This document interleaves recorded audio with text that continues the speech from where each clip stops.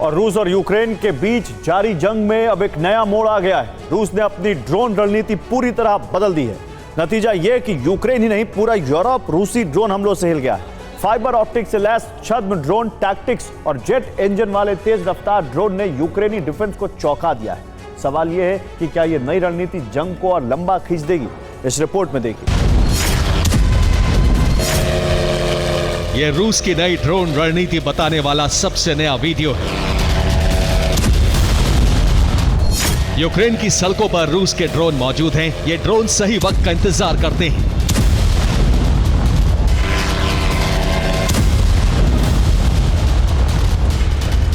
खामोशी से सड़क के किनारे तैनात रहते हैं और जैसे ही यूक्रेन की सेना का काफिला आसपास से गुजरता है, तबाही मचा देते हैं।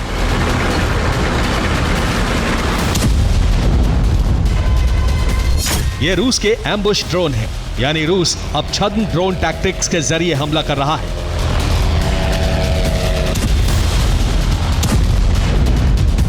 ये एकदम नए तरह का ड्रोन वॉरफेयर है जिसने यूक्रेन समेत पूरे यूरोप में हड़कंप मचा दिया है।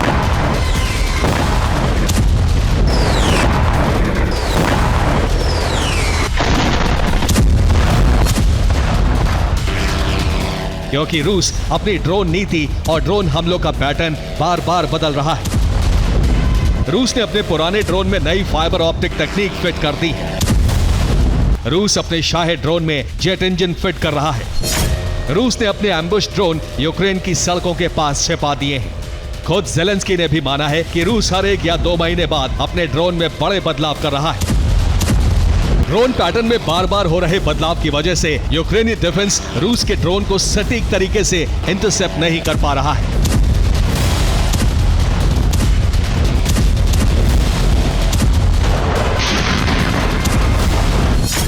राष्ट्रपति ज़ेलेंस्की ने 11 सितंबर को फिनलैंड के राष्ट्रपति अलेक्जेंडर स्टब के साथ एक प्रेस कॉन्फ्रेंस की और इसमें बताया कि रूस अपने ड्रोनों में हर 2-3 महीने में बदलाव कर रहा है।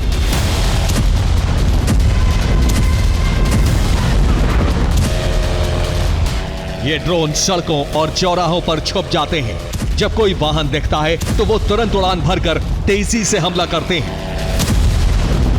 यह हमला इतनी तेजी से होता है कि यूक्रेन की सेना को संभलने का कोई मौका ही नहीं मिलता।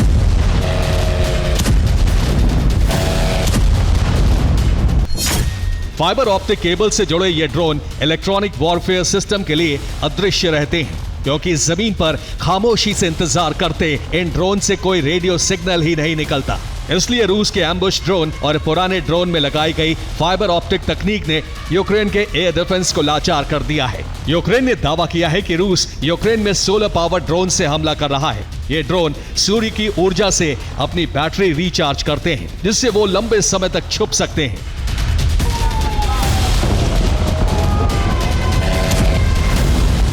रूस की इस नई ड्रोन रणनीति का जवाब देने के लिए यूक्रेन को बार बार अपने इंटरसेप्टर को अपग्रेड करना पड़ रहा है।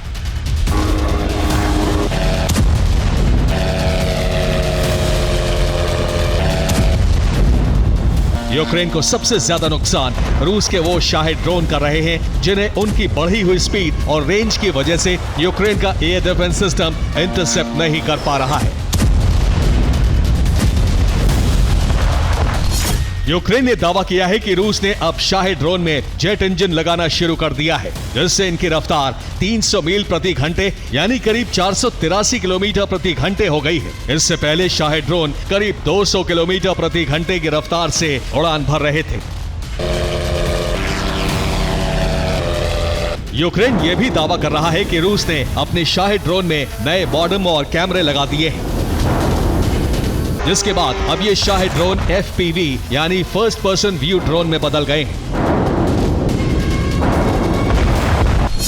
यूक्रेनी रक्षा मंत्री डेनिस शम्याल ने कहा है कि रूस की नई रणनीति का जवाब देने के लिए यूक्रेन को हर महीने 4 लाख ड्रोन बनाने होंगे। ब्रिटेन ने प्रोजेक्ट ऑक्टोपस के तहत यूक्रेन के लिए इंटरसेप्टर ड्रोन का मास प्रोडक्शन शुरू किया है। इनकी लागत शाही ड्रोन की कीमत का सिर्फ 10% है। यानी रूस की नई ड्रोन रणनीति का जवाब यूक्रेन बेहद सस्ते ड्रोन की बमबारी करके देगा। दोनों दुश्मन देशों के बीच छिड़ा ये ड्रोन युद्ध इस जंग को और भी लंबा खींच देगा।